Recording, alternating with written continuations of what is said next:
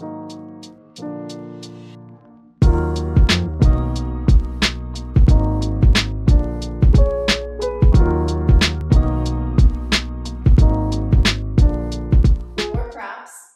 scaffolding to work your up dog and eventually work the transition from down dog to up dog. Just to give you an idea, we want to find the right angle at the ankle. So I'm going to bring my feet to the block and think that the ball of my foot and my heel is touching the block and my toes are not touching the block. So I'm not stuck in the toe joints. I'm finding the lung of the foot. I'm able to fill up with air. And then I'm going to find the measure in plank pose. My wrists come under my shoulders. I can even use a block to really find that here. So I've got the legs, I've got the shoulders over the wrist, and here I am in plank pose. When I transition from plank to up dog, again, if your heels come away from the wall, you'll be overworking the upper body.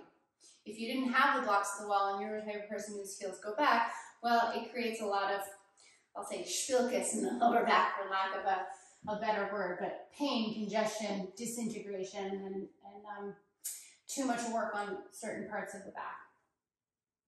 To find the angles here, I use the blocks when they're going to be underneath the tops of my thighs, really. So I keep thinking a piece of me plugs into the wall behind me. I'm going to scooch this back just a little bit. Piece of me plugs in behind me. I stay anchored in my feet, which feeds my legs, which feeds my spine.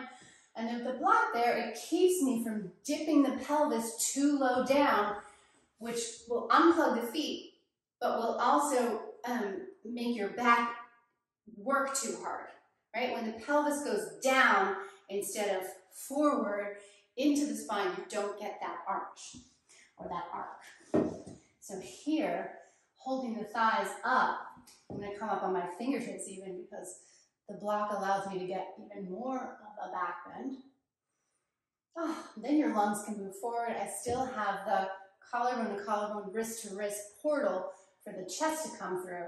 And it's such a different experience. First of all, it's like the altitude is different up here than if your hands are forward and your back is coming forward. This is what people sometimes look like in upward facing dog.